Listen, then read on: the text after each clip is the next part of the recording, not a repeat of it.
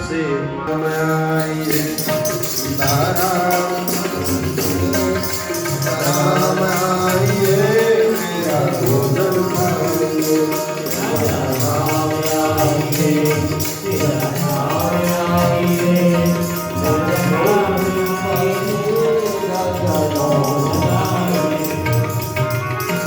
भगवान नहीं दिखाई पड़े। तो फिर कहने लगा आप विचार करते होंगे घंटी घड़ियाल बजे तो चले, तो मैं आपको बता दूं आचमनी अर्घाना आरती यहाँ नहीं मेहमानी, रूखा सूखा खाए राम जी पियो गंगा का पानी। राजा राम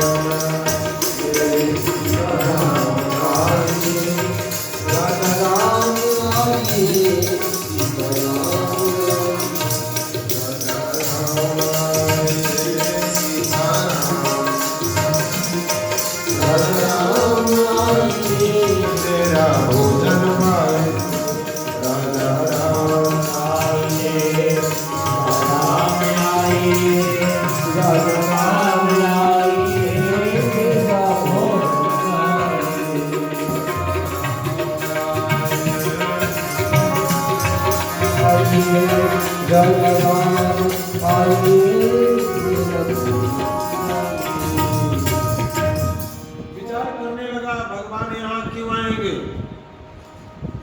वो सोचते होंगे कि मंदिर में हमारे लिए बनेगा, हम वहां क्यों जाए। तो उनको मैं बता दूं भूल करोगे जो तज दोगे भोजन रूखे सूखे, तो एकादशी आज मंदिर में पड़े रहोगे भूखे। राजा राम सीता राम आइए राजा राम आइए सीता भोजन खाइए।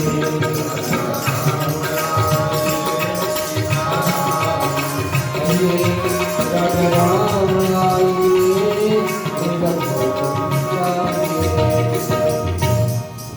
भगवान नहीं आए। उसने कहा अंतिम बार कह रहा हूं आना है तो आइए, अब नहीं कह रहा। और अंतिम की जो पक्ति थी उसकी बड़ी बेजोड़ थी। उसने कहा पुकार रहा है भक्त आपका जो सुरनाथ न कहीं हो, उठ गई है भंडार भाव के फिर पीछे पछते हो। राजा राम आए सीता राम आए राजा राम आए मेरा भोजन खाइए। राम आए सीता राम आइए राजा राम आइए मेरा भोजन खाइए।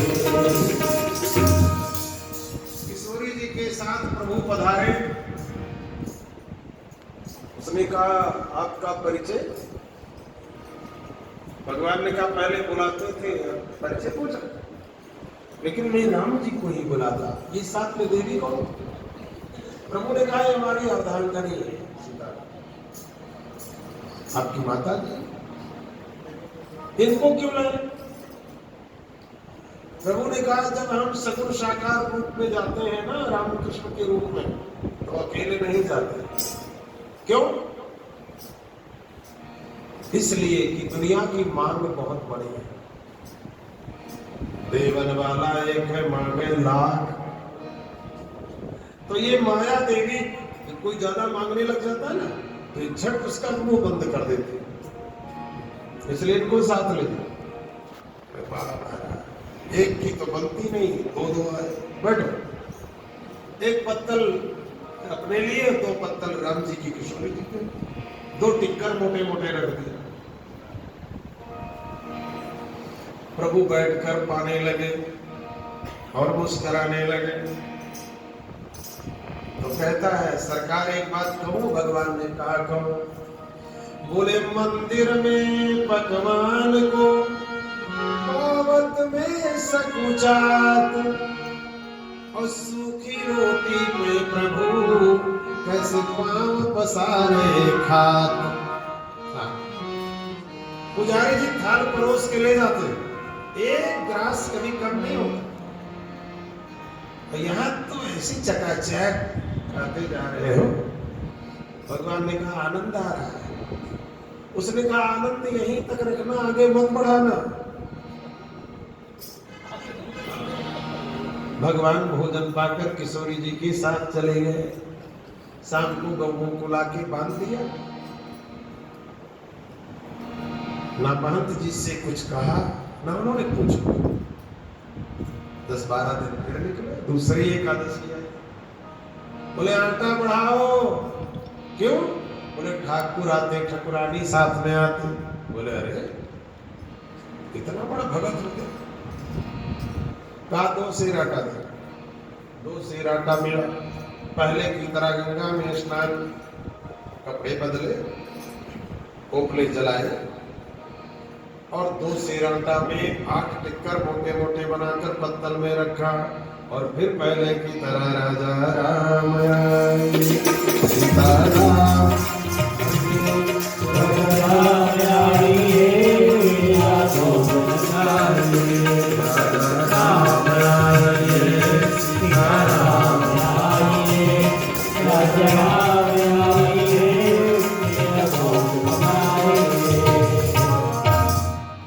नेत्र खोले तो 3 मूर्ति भगवान खड़े हैं, राम जी, किशोरी जी, लक्ष्मण जी। भगवान ने पूछा ये कौन है? इसी तरह भक्त ने पूछा ये कौन है? भगवान ने कहा हमारे भाई, कनिष्ठ भ्राता, छोटे भाई।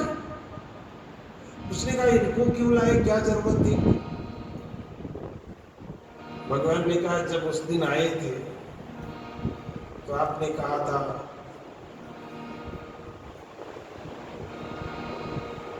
किशोरी को क्यों लाए? तो हमने कहा चलो भाई को ले चलो। भक्त ने कहा हम सुनते थे भगवान झूठ नहीं बोलते हैं, आप झूठ बोलते हैं? प्रभु ने कहा नहीं तो। उसने कहा फिर आप सांवले हो, ये गोरे हैं, अब कहते भाई हो। तो भाई बहन अपनी तरह, अपना भाई अपनी तरह होता है ना। हम कैसे माने कि आपके भाई हैं? लगता है तुम दोनों 2 बाप के बेटे हो। जनक जी हंसने लगे। बोले बाप 2 नहीं, माँ 2 है। बोलो भक्तोत्सल भगवान, इसलिए रूप में अंतर हो गया। अच्छा बैठ बैठ। 4 टिक्कर राम जी के लिए 4 स्वयं आधा अपना लेकर बैठे। और जब भगवान भोजन करने लगे तो कहा प्रभु कैसा लग रहा है? बोले बस पूछो। कितने मठ मंदिरों से निमंत्रण आते हैं, लेकिन जो आनंद आपकी सूखी रोटी। उसने कहा महाराज आपको आनंद आ रहा है, यहाँ हालात बिगड़ रहे हैं। क्यों? बोले महात्मा जी हमसे रोज हिसाब पूछते। अच्छा अच्छा आते रहो। राम जी भोजन पाके चले गए। तीसरी एकादशी आई। महंत जी से कहा आटा बढ़ाओ। क्यों? ठाकुर आते, ठकुरानी आती, भाई लाते। महात्मा जी ने कहा तू बड़ा विलक्षण व्यक्ति है, रोज आटा हो। चलो जितना कहे। 3 सेर आटा लाया, गंगा में स्नान किया, स्नान करके कपड़े बदले और सिद्ध किया। 12 टिक्कर पत्तल पर रखा, भगवान को बुलाया। राम जी, लक्ष्मण जी, भरत जी, किशोरी जी, 4 मूर्तियों के साथ भगवान खड़े। उसने कहा ये साथ में महोदय सांवरे वाले। राम जी ने कहा हमारे भाई। बोले जब एक भाई आए तो दूसरे भाई क्यों आए? प्रभु ने कहा जब लक्ष्मण आए थे तो आपने कहा दोनों भाई 2 तरह से हो, तो इनका हमारा देखो रंग, भरत का हमारा रंग मिल रहा है कि नहीं? उसने कहा आप रंग मिला रहे हो, यहाँ रंग बिगड़ रहा है, बैठ जाओ। प्रभु बैठे। 6 टिक्कर राम जी के पक्ष में, 6 स्वयं लेकर बैठ गया। और जब भगवान भोजन पाने लगे तो उसने कहा सरकार एक बात करें। क्या? बोले आटा देत महंत जू, इत उतमी जे हाथ, रोज रोज तुम नित नए, ऐसे भूखे लाओ साथ। ये कहाँ कहां से आदमी मिल जाते हैं, संख्या पर संख्या बढ़ाते जा रहे हैं। प्रभु ने कहा भैया जब मैं चलता हूं सब आने के लिए, इतने प्रेम से कौन खिलाता है। भगवान भोजन पाके चले गए और जब चौथी एकादशी आई तो आटे की पोटली लेकर के आया था, बाहर रख दिया, अभी तैयार था भी नहीं उसे। गंगा में स्नान करने गया था, भीगे कपड़ों में खड़ा, देख रहा इधर उधर, सामने से देखा पूरा राम पंचायतन आ रहा है। बोलिए राम पंचायतन भगवान की जय। चारों भैया राम जी, किशोरी जी, श्री हनुमान जी, ये राम पंचायत। गांव की भाषा में अटपटी शब्दों में भीगे कपड़ों में खड़े होकर कहने लगा, अब मोते नहीं बनाए बनाए, अब मोते नहीं बनाए बनाए, अब मोते नहीं बनाए बनाए,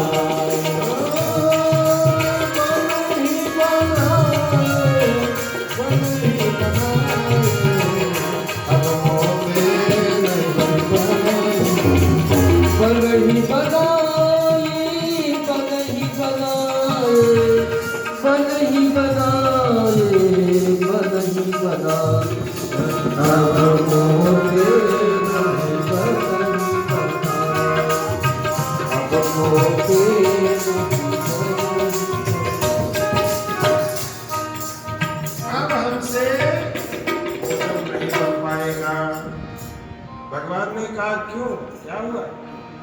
उसने कहा प्रभु 1 2 3 4 तक संख्या थी, हम बना देते थे। लाज न लगी विनीत आपको कितनी बार समझाए, कितनी बार आपको हमने समझाया। लाज न लगी विनीत आपको कितनी, और नर नारी को कौन कहे तुम बंदर हो संगलाए। सब काम चकाचक होने लगा, 56 प्रकार के पदार्थ बन करके तैयार, चारों तरफ से राम पंचायतन बैठा, बीच में वो भक्त बैठा। महंत ज्ञानदास जी जो स्थान के महंत थे, उन्होंने सोचा देखें आटा ले जाता है करता क्या। तो एक पेड़ पर चढ़ करके पत्तलों के आड़ में बैठे थे। भगवान को लगा कि आज हमारे भक्त की परीक्षा हो रही, तो अर्जुन की तरह महंत जी को दिव्य दृष्टि दिया। चारों तरफ से राम पंचायतन, बीच में वो भक्त बैठा है। कभी किशोरी जी परोसती हैं, कभी राम जी परोसते हैं, कभी भरत जी परोसते हैं, और महंत जी बैठे बैठे वहां रो रहे हैं। क्यों? बोले ज्ञानी ध्यानी हुए तो क्या, सच्ची भक्ति श्रद्धा पर है, और मेरा वेदांत ज्ञान सारा ऐसे भक्तों पर न्योछावर। मेरा वेदांत ज्ञान सारा ऐसे भक्तों पर न्योछावर।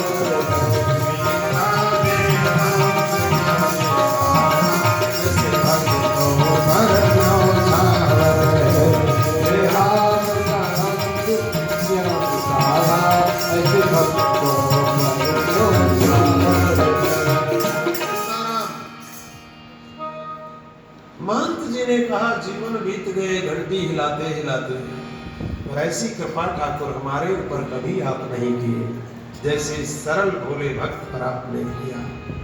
तो भगवान जितना जल्दी भक्तों पर बीत जाते हैं, ज्ञानियों पर, हमें ज्ञान का अभिमान होता है ना। प्रयात्मंदों, श्री भरतलाल जी की यात्रा आगे बढ़ी।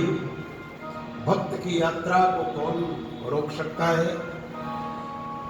और भरत का परिचय देते हुए तो गोस्वामी जी ने कहा कि भरत साधारण नहीं, ये तो राम जी की छाया बन के जा रहे हैं। कहाँ जा रहे हैं? बोले भरत चले हैं चित्रकूट हो रहा है। को